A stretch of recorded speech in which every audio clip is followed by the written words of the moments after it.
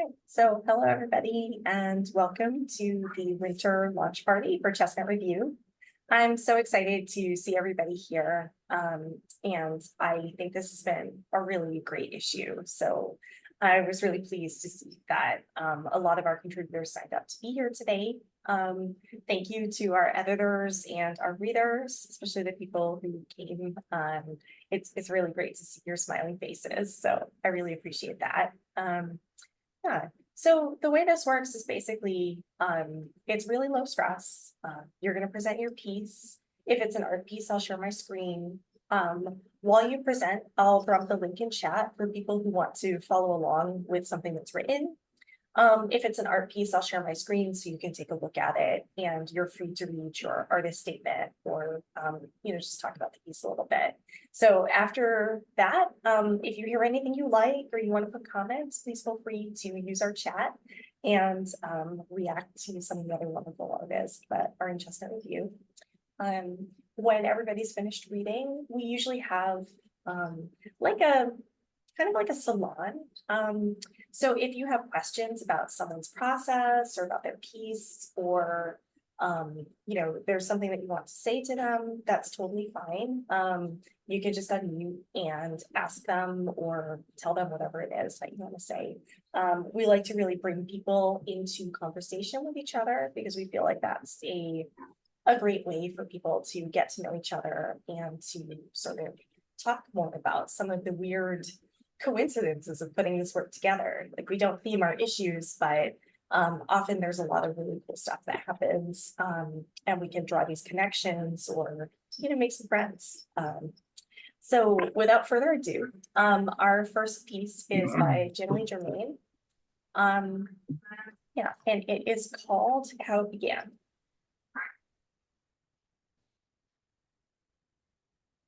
Thank you. And yeah, I'm just so thrilled to be part of this issue with all of you and have really been enjoying it and delighted to be here to read with you all. How it began. I spent years emptying myself, 2 boards off my inner dam, daily floodletting. We grab even small control when life pours past our hands. Jagged models judged me from fashion mags, cheek hollow, Egyptian eyes, perfect spoon of space between faultless thighs that never rubbed like stick on stick calling fire. My flustered whisk of fabric, always the good friend, never the girlfriend. Megaliths of secret crushes compressed the why not me into the finger down the throat, the diet pills, the box cutter nicked and applied at night to the insides of my forearms in crosses 2 inches long. Paper packs of failures folded into origami arrows pointed at my soul. Self-contempt to one-up the world. Myopic, maybe. We were teenage girls raised in the era of Brooke Shields. Then one day, he arrived. Sweet rebel smile and guitar hands, singing Poison those potent nights in the Stygian chapel with his band. Boy whose voice was smooth as cream cheese, who promised me, no one will ever love you like I do. Kisses at every stoplight, and I believed. I married him. How could I know back then? How could I know? Promise is another word for threat. Thank you. And then you said we could read our artist statement or something. Is that right, Maria? Yeah, sure. If you want to, please. Sure, just to kind of puts the poem in context a little bit. So I suffered domestic violence in my first marriage. With the help of family and friends, I was eventually able to escape. I've recently completed my first manuscript, which explores that long path of healing and the way fears and scars from previous experiences continue to affect our lives, and surprising moments of grace and wonder within that whole journey. When the manuscript was nearly done, I realized I hadn't answered my own question of why I had been such easy prey for an abuser in the first place. Why didn't I walk away? How did it all begin? I was a teenager in the late 80s and early 90s, so the culture of the time certainly helped shape my self image and led to a rampant eating disorder. But that was only a starting point. I hope the poem resonates with others who have been on similar paths. Thank you. Thank you so much for sharing the amazing poem and the artist statement. I think it really adds something just to know the story behind it. Yeah, thank you. Thank you. Yeah. All right. So next up is Karen Pierce Gonzalez, who is our cover artist. So I'm going to go ahead. Yeah, I'm going to go ahead and share my screen. Yeah, so this is the cover art for the issue. Karen, if you want to take it away, you can say a bit about the piece. Yeah, well, let me preface with a thank you to the entire Chestnut Review team. You have made my dream come true. You were on my list of if only I could be there. And here I am. And also welcome to the other artists and the poets. I want you to know beforehand that I already am scheduling out posts to celebrate your work as well on my social media, because we are a collaborative effort and we should all be appreciated. So what I want to tell you is I am not a trained artist. I think I had one art class at which I dropped out of because it was just too weird for me to control what you had to do. But what I would like to share with you is, as an intuitive person in general, I started working with tree bark, and I was so drawn to the textures and the qualities and the storylines of the tree bark. I think particularly, you'll see back behind me, there's lots of tree bark work, particularly redwood, which has a really nutty, grainy feel that I just wanted to touch. So I started talking to the bark with color. It began with pastels and then oils. And I'll keep in mind, I know nothing about the material. This is like learn as you go. This is my life. Throw me into the deep end and I will find a way to swim most of the time. So working with tree bark, every time I would take a walk, I live in a rural area, I would see trees, obviously, but I started noticing pine cones. We have many California gray squirrels and crows who make hay with the pine nuts in the pine cones, as well as with the walnuts they crack open from the black walnut trees. I started noticing the pine cones and bringing them home, and it's like, okay, so I had a ladder of pine cones. And one day I just thought, okay, I'm gonna start coloring these. And I did an entire series of pine cones. This is a fragment that's 3 inches tall. And I just held it very closely and I just communed with it, if you will, with color. I would be drawn towards a color and it would seep into the texture and then it would talk back. And then it would just be layer after layer after layer. I love these pieces because they are a co-creative effort, a gift, if you will, from the gods for me to celebrate life like this, to adorn it when everyone thinks it's done and over. And this brings it to a new place of existence for me. So this basically, I did the same thing with walnut halves. I mean, you open up walnuts and the shapes, not open them up, I find them because, the crows drop them, they crack open and then they eat the meat. I mean, everything is a feast for these animals. What they leave behind is a buffet for me. So I'm very, very grateful for that. And that's really all I think needs to be said. But I mean, look at those blues. I mean, I would love to take full credit for this piece, but I'm so much in awe of what came out of it that I would prefer to stay there. Thank you.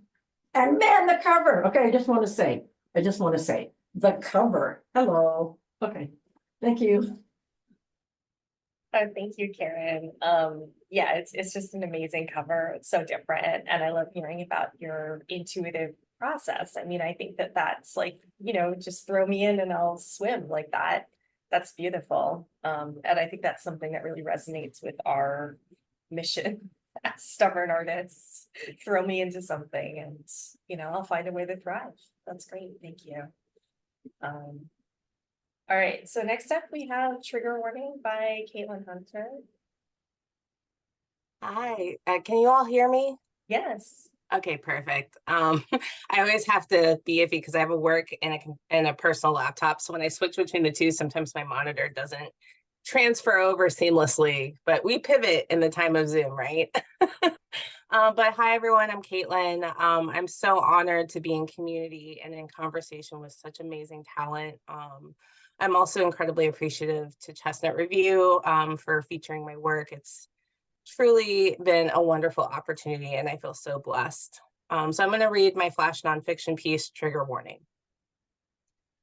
My daddy is nobody's Negro.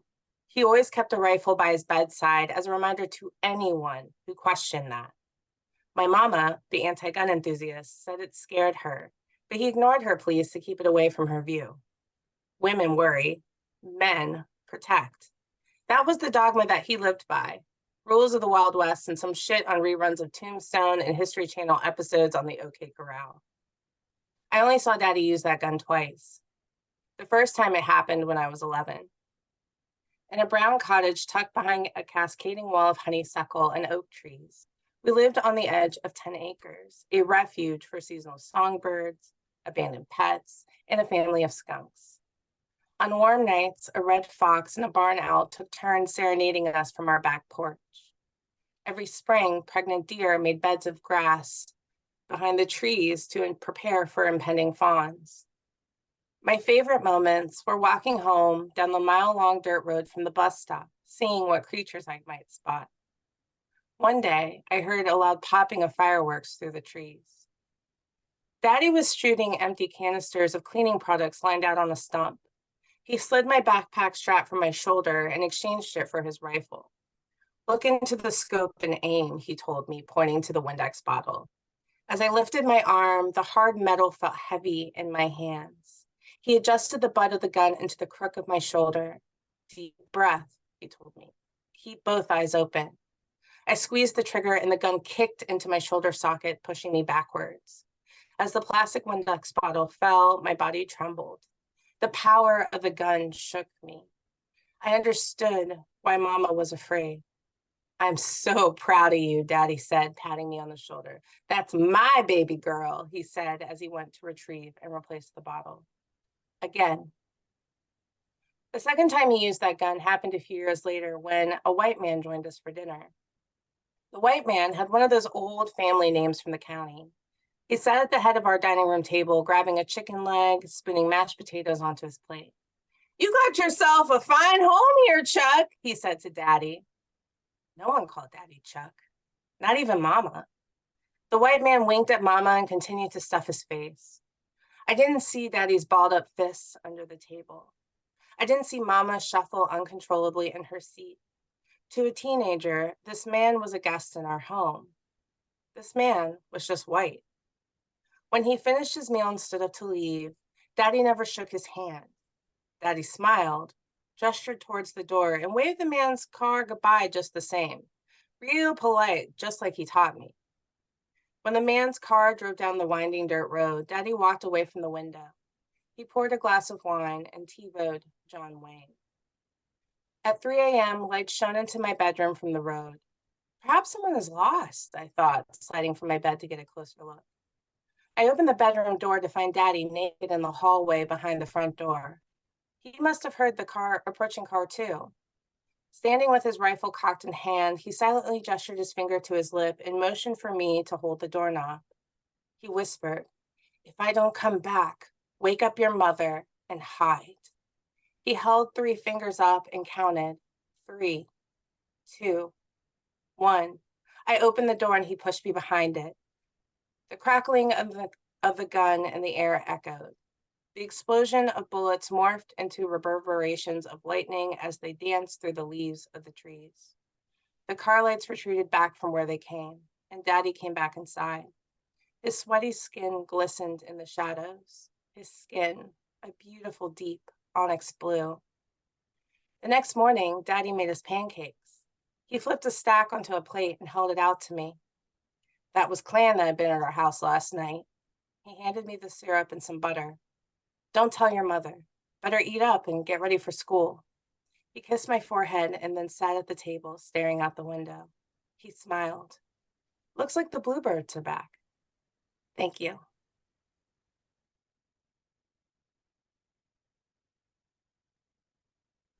Caitlin, thank you so much for reading this piece. It's really so great. We don't get a lot of like reading Flash nonfiction, so it's really, yeah, it was really good to see that being published. And I think the subject matter really resonates. So yeah, thank you for sharing the piece.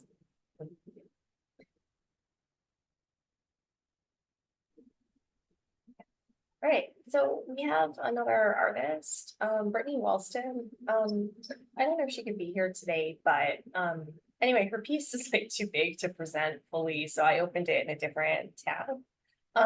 And there's a visual description that's gonna be read by our prose editor, Nadia. Hi, everyone. Okay, can you hear me? Okay. This is a square, abstract acrylic painting on canvas depicting energetic and thick directional brush strokes, consisting of vibrant colors, which include red, turquoise, yellow, orange, blue, and purple. There are centered, thin lines of black paint splatters in the foreground, overlapping the brush strokes in the background. This piece embodies emotion, symbolically portraying the everyday chaos of life and mind clutter produced by the rush and societal expectations, while attempting to find inner peace. This is reflective of my overall artistic objective to portray freedom and escape. It's Thank you. beautiful. Yeah. Yeah, and I think Brittany is one of the few people who has been in Chestnut Review twice, right, James? So she's a two-time control. We do have like a 2-year waiting period, but certainly after 2 years, please submit again. We always love having people come back. Great. So we've got Katie Quach with Dreamy and Content. Hi, everyone. Thank you for organizing this. This is so lovely. I've never participated in a launch reading before, so it's really nice to have this opportunity. So thank you again for organizing this. My last name, just for clarification, is a hard CH. It doesn't look like it, so it's actually Katie Kwok. So I'm just going to read a short section from the second part. Here goes. I live less than 2 miles from my parents in a rickety off-campus house rental shared with 4 friends, all seniors a year above me in school. My inclusion felt singular and precarious, and I didn't want to jinx it. Despite my proximity, I mimicked the separation my friends from Brentwood, Evanston, Buckhead, a rumored cattle ranch in Texas had. I envied their cross-country cachet and pretended I could do the same. I didn't go home for dinner or laundry. I didn't call. I didn't have family vacation photos screen printed onto a homemade quilt, like the one my first-year roommate slept under each night. I didn't receive checks in the mail, nor any money for that matter, depending on future debilitating loans for my school and living expenses. I was a townie and a skillful deflector. My ploy was making fun of my classmates, many of whom were the children of wealth and privilege. Like Sajal and her green Lexus, set at entry while skulking through campus, a grand dame with delicate ankles, refusing to tread the icy footpaths like the rest of us. There was blonde and belligerent Scary Meg, who wore silk nighties and victimized unfamiliar faces at parties, got so aggressively close you could smell the astringent cocaine crackling off her skin.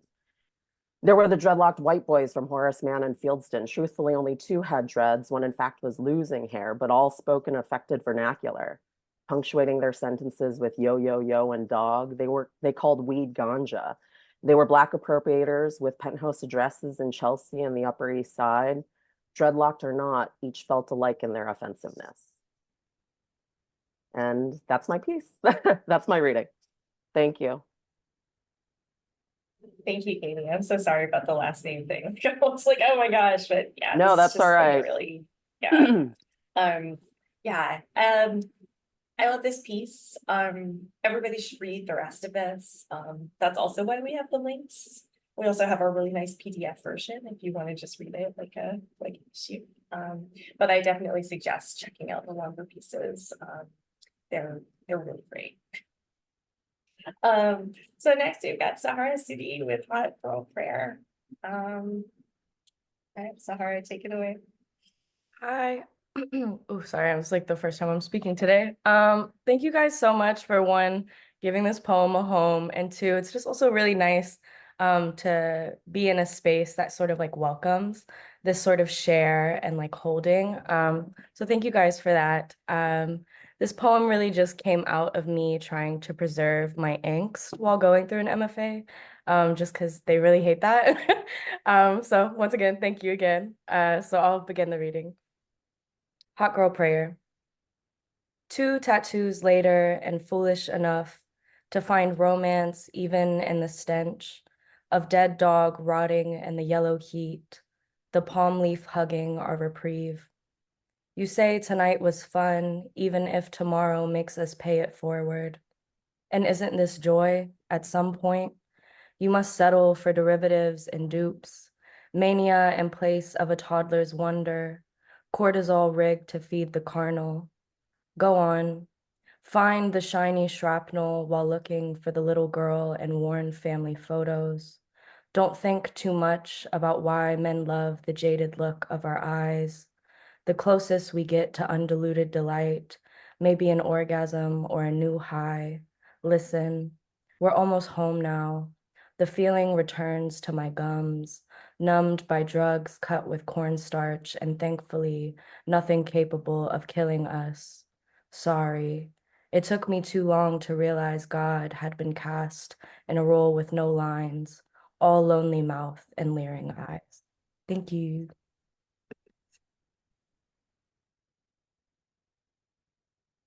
Thank you so much. What a great reading. This is such an amazing poem. Knowing about the MFA thing, that just makes it. Oh my gosh, I feel that in my soul. All right, so we've got some more grades with stumbling blocks on the Mission Center's basketball court. Thank you. And yeah, thank you as well. Want to echo thank you for giving my poem a home in this publication. So I'm very grateful. Stumbling blocks on the Mission Center's basketball court. It is good not to do anything that causes your brother to stumble. Romans 14:21. Softened by August heat, the blacktop tar took imprints of our spines. We swallowed our giggles, forced our lungs to release breath in tiny spurts of air. Shadows of circling vultures grew closer, closer to my best friend and me. So near we could see their pleated, leathery heads. Like many girl Lazaruses, we rose, leaping and laughing, shrieking, flapping our arms as vultures flapped their wings and fled. We were still free in our bodies, our chests nearly flat, though with the tingling bulbs just sprouting beneath our skin.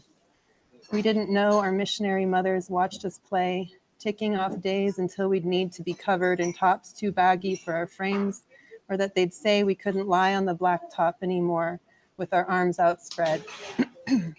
Our shirts might rise above belly buttons, those chalices of temptation, or might tightly caress our breasts, and we, God's tiny witnesses, could make men's minds stumble over our bodies towards hell. Thank you.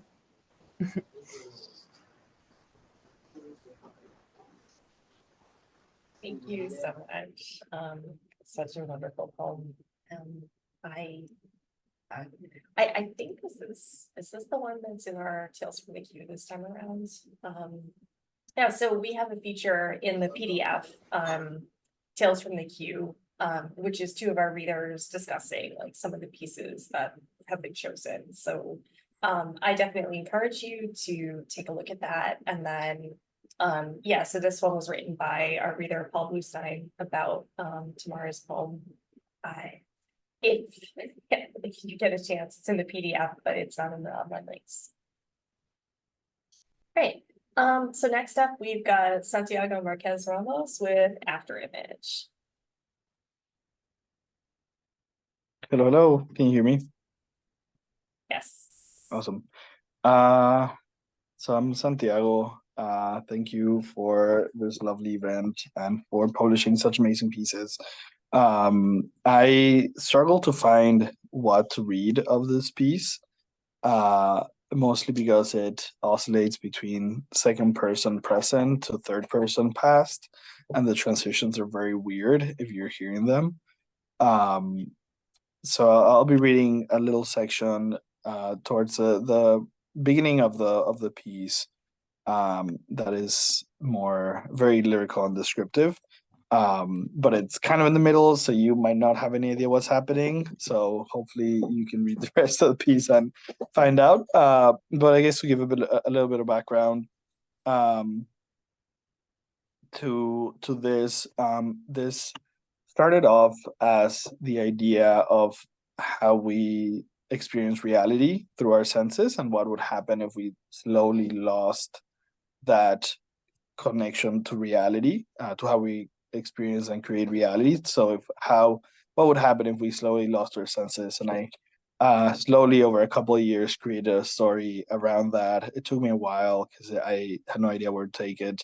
But the idea is of how also immigration would look in a virtual reality, and how the role that people that maintain our our world is called essential workers by the pandemic. What role would that take within a virtual reality as well? That is a um, little rant about the artist statement, but it's a weird, fun, intense piece. So I'll read a bit of the present tense per second person part. And this is someone that is walking in within their school, and he starts noticing that something is wrong, but doesn't know it. So this is called After Image. Yeah. You've reached the door to your classroom and the person you love sitting inside. The cool bite of spearmint gum in your mouth compresses and rolls, bleeding sugary freshness as your jaw muscles tense and release, tense and release, tense and release, an action that has always felt violent and feral and good to you. You shake the thought away and fill your lungs with air and courage. You get to see that person again, your person, first time since the weekend. You smile, can't help it, remembering the first time you talked to them, the kindness behind their eyes, the questions they asked, the way they made you feel understood and safe. You reach towards the door, and the absence of it is so subtle and so sudden and subtle and inexplicable that it doesn't reach your conscious awareness. The negative space of it tastes slightly like copper, salty and metallic, but only for a second, and then it's gone. You don't notice, but your gum has no flavor anymore. It's like gnawing on rubbery, lubricated plastic. You keep chewing automatically and mechanically. You can still feel it in your mouth after all, and your mind is too focused on something else to notice. You open the door. So that's I will leave it at that. But I do hope that people can read the whole piece. And yeah, I'm very happy to be here, and I can answer questions about it if you want to. Thank you so much, Santiago. It's such a great piece. I really feel like it needs to be like experienced in totality to really get the full effect. But I hope the reading is like a little slice of, yeah, what the piece is. Yeah. Yes. So next we have Claire Jo with a sonnet for my moon baby. This piece is going to be read by our associate presenter, Reza Savar.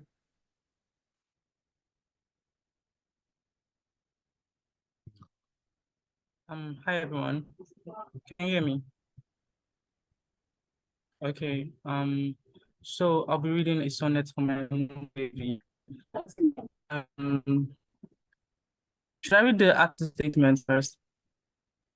If you want to, but yeah, I think you can just read the poem too. Okay. Yeah. All right. So a sonnet for my moon baby by Claire Zhao. It starts in the pool and ends in your death. And the water, You're translucent as a jewel. There is moon in the sky, which means there is a person suckling light, a baby hanging from a starred nose, face blacked out, so white it hurts. This baby is the product of a late night fog, and it is dead. It is the type that gets aborted. It is the type. It is your type. It does not get a name. It gets a shape, a comma in your bed. It gets a man. It gets your man, who is not dead yet. Your hair like seaweed in the blue. Your man says, baby, get out of the water. It is cold. He says, baby, baby, baby, dead. Baby, come here. Baby, do you love me? The lemon croon of a child's lullaby, the filament of a baby's first cry in your stomach, cord tracing the surface. You drink water like wine, pause adding to a full stop. Baby, all drowned in the sunrise. That's it. Thank you so much, Praise. That was a great reading. Sure. Really appreciate it. Right, so we have one final piece, and our reader for the piece actually isn't here. And I don't, oh my gosh. It is by a Nigerian writer, so it has like different slices of language in it. So yeah, I would still like us to hear this piece. I don't know, maybe I can share my sound. Yeah. All right, so I'm gonna give me 1 second. So I'm gonna try to share my sound. All right. Can you guys hear? Muiz Opemi Ajayi, Necromancy. In the dark warm mouth of the earth, a language festers from disuse. My party jokes, I bury my pulsating mother tongue 6 feet beneath the earth's surface at every vain attempt at speech. Be a wibat pelaraoshe. I confess, my mouth is both soiled and the soil. Between my vowel dentition, a tongue recoils from rain and runs into ruin. From frying pan into the fire, who drew out dialect of my mother, rattling against my molars, honey-dipped ancestral tongue, tugging betwixt incisors, unfucked speechboard, dancing in its casket, clawing out of its grave. Sing me a dirge sonorous enough to awaken a mummy, to exhume a skeleton, reincarnate a soul without summoning its ghost. Ah, Dioshe. Mint lipstick to a soap bar for so long it disintegrates into the soap. Once, in my uncle's garden, we buried a peacock without a coffin. 2 harmattans after, the unmarked grave spot thrives with lush flowers. Oluwa, how long before a flowery bed biodegrades into a flower bed? In the dark warm mouth of the earth, a 6-foot deep wound rescinds into a small cut. Bones wear the flesh again like sheathed swords. Language, a seedling falling on the roadside, refuses to be planted and still does not wither. I render a phrase in Yoruba, and the canary song does not die in its hollow syrinx.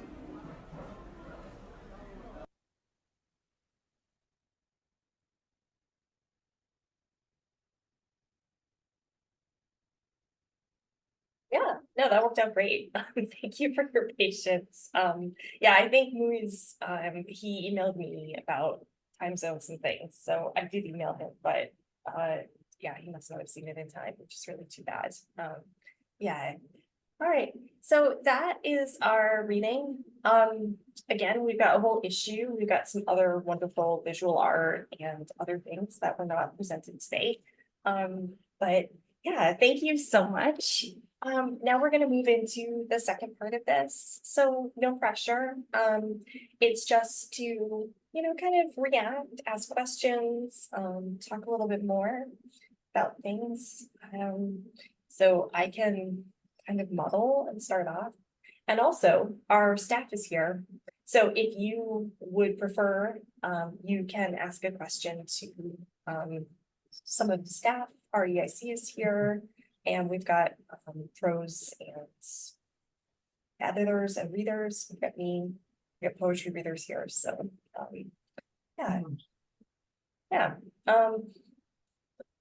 Yeah, Karen, do you want to start this off?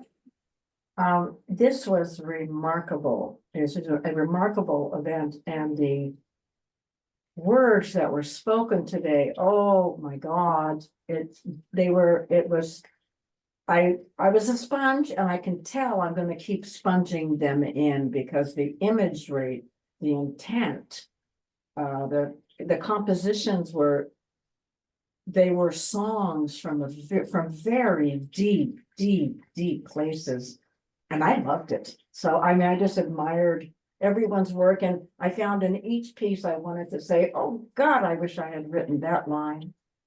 I wish that one were mine. I wish I had done that. So thank you. You give me something to aspire towards, and yeah, clearly I'm going to be coming back again and again and again to your fine works and the good art here. Thank you.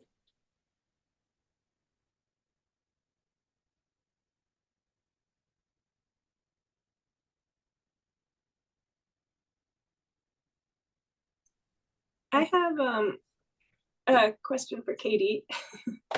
It's nice to see your face after working with you. And I know this piece started out as creative nonfiction, because conversations we've had, and I think that probably resonates, probably plays into why the piece resonates so much. It feels really real and honest. And I was wondering if you could speak a little to how, was there a moment that made it tip into fiction? Like, what did that process look like? Did you find that it freed you in any way? And is it a process that you'd like to repeat in future work? Yeah, well, great to meet you, Nadia. A few blocks away. We need to meet up at some point. I mean, I hesitate to answer this because I don't know how honest I should be. The truth is, I was trained, I got an MFA in creative nonfiction. And I think as the longer I started writing and submitting, I just think I felt a little bit disillusioned with the genre kind of delineations, because I felt like I went into writing, from a childhood till now, because I've always just been so attracted to good stories. And what did it mean, whether it was from truth or not? Like, a good story is a good story. And so what happened was I was very committed to that, like, creative nonfiction identity. And I always wanted to stick to that. I wanted to, like, adhere to that idea of truth. So I submitted everything under creative nonfiction, and I'll be very honest, things didn't really start getting accepted for me until I changed it to fiction. And I don't know what that means. I don't know if there's some sexism to that, if memoir has like a little bit of a bias in the publishing industry, but I'm finding more success writing the exact same things under fiction. So that's just something to think about, I think, for the whole group and for publishing in general. I think it's been a strange experience for me.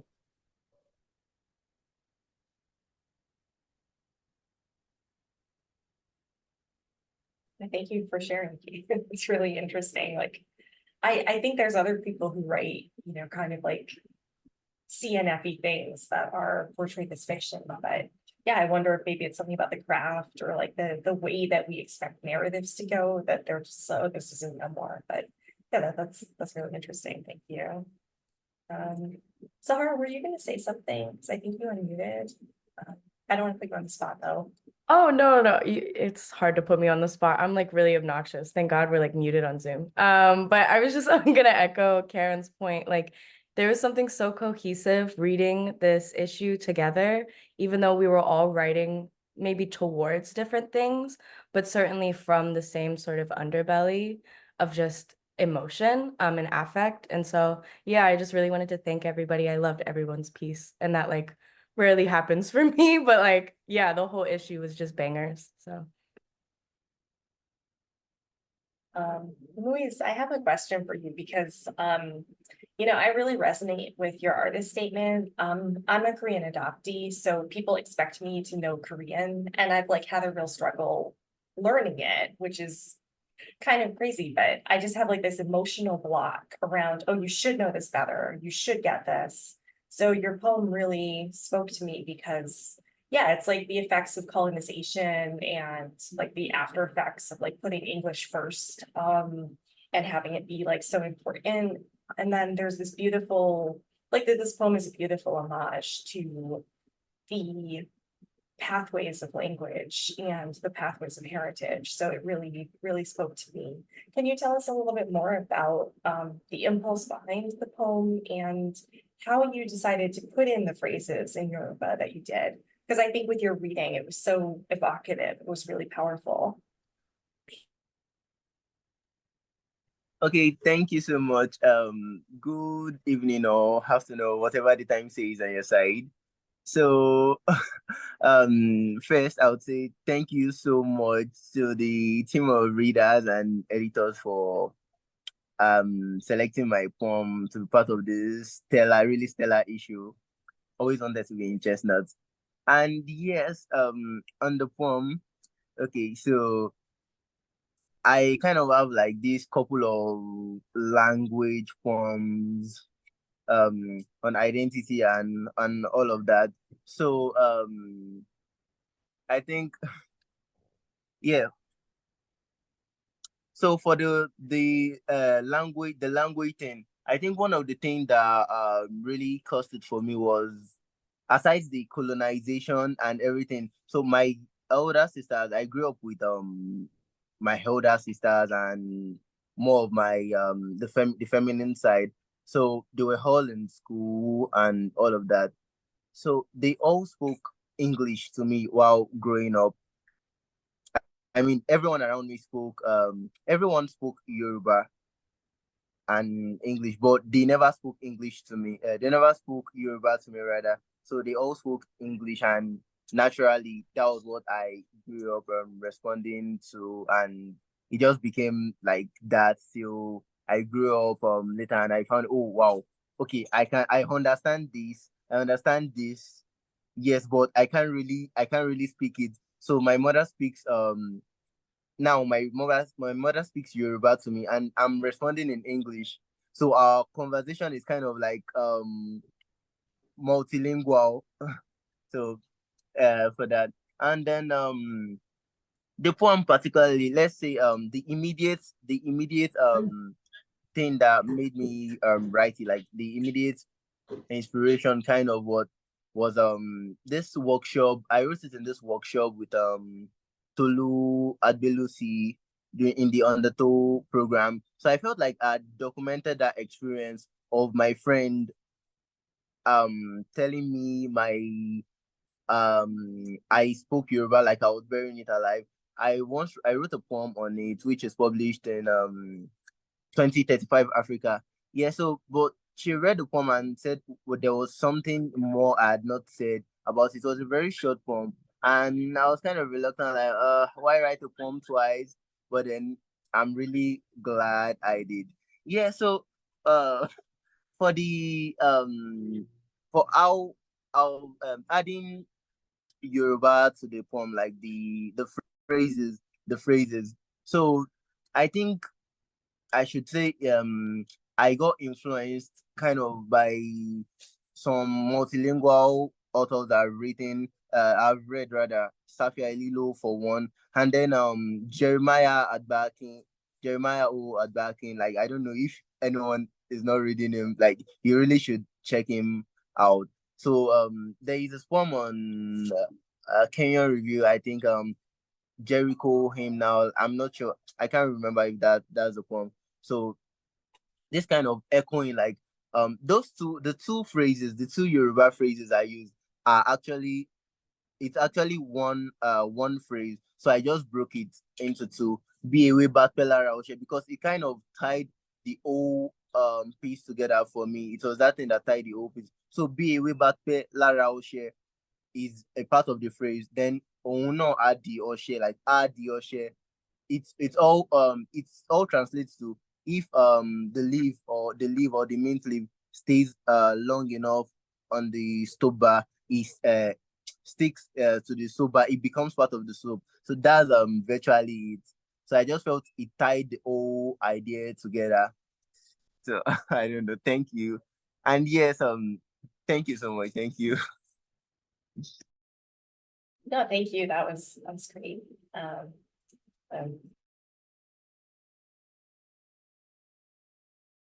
I think something that I wanted to mention as well. I'm really impressed and grateful for the variety of languages that you all included in this issue. Um, I oftentimes put Spanish in my writing, and I'm always afraid that you know it's not people won't publish it because I don't want to, like, I in some writings, like for example the entire dialogue is in Spanish, and I'm always afraid of sending that anywhere because I don't want people don't publish it because it's it only is available for people that speak both English and Spanish. um but it's so nice to see just wide representation in terms of language, and I think adding people's native tongues to work makes it so much meaningful. So I'm really happy to see that, and I am also curious, to people whose works include other languages, how they manage or deal with that, and how they add that into their pieces.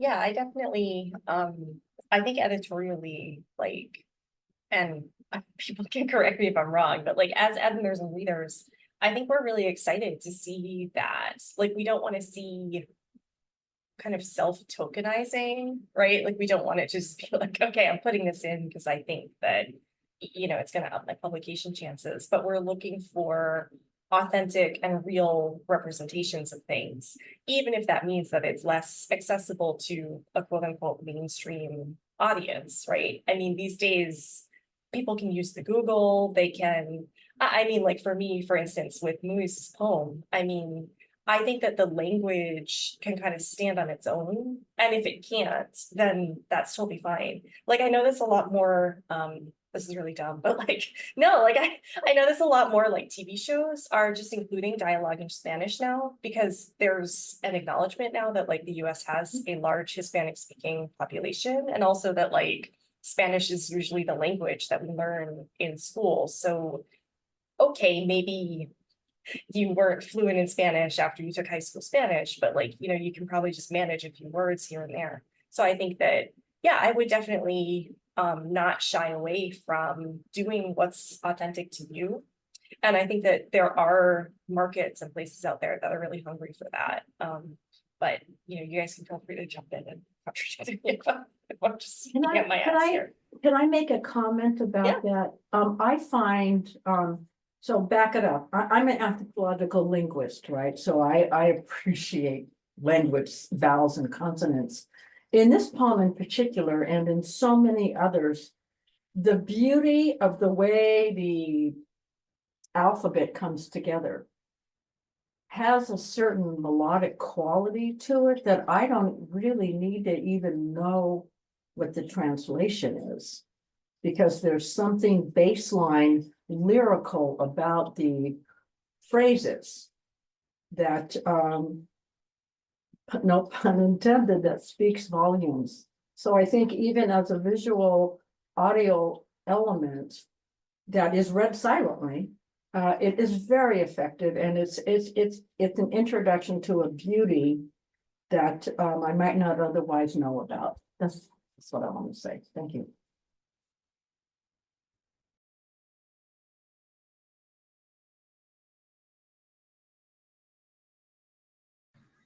I agree, and it also makes me excited to hear. I think especially languages that I don't read or understand, it makes me more excited to hear people's interpretation of it and what it means and how it plays into a narrative or poem. It's awesome.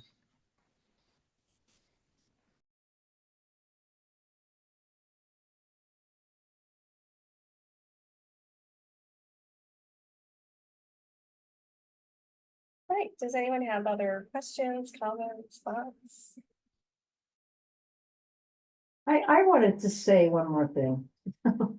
I'm waking up, guys, here in San Francisco. It's now, cruising to 10 o'clock in the morning. There's something really precious about this launch that I just want to briefly comment on, that it is for the contributors. It's not for the world. And there's something really unique about that, and wholesome in a WH wholesome kind of way that I'd really appreciate. Thank you.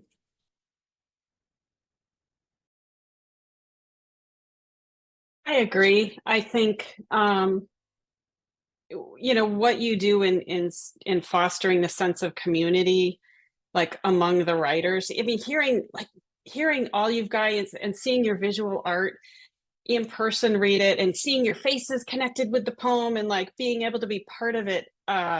It just like, I'm so excited to look each of you up and find out more of what you've written. And I love that community sense that a reading like this and a launch like this brings, rather than just sort of an impersonal, yep, you're out there now, sort of thing. So thank you for that, and for all the time that readers and editors have put into putting together. Again, I echo such an amazing issue with all the disparate elements, but that sort of undercurrent that holds it all together like it is a bigger piece of art itself.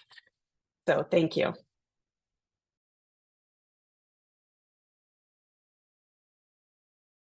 Well, I don't think there's any better note that we could end our day on, but certainly, I hope that you will keep in touch, reach out to each other, maybe even collaborate or, meet after this, right? Our goal is to build community, and we are here for you too. If you get published, if you have other wins in your career, please let us know so that we can celebrate you. The door is always open. We are often looking for readers and people to be on staff. So there are many ways that you can contribute and keep being part of Chestnut. And if you're going to be at AWP, James and I will be there. We have a booth.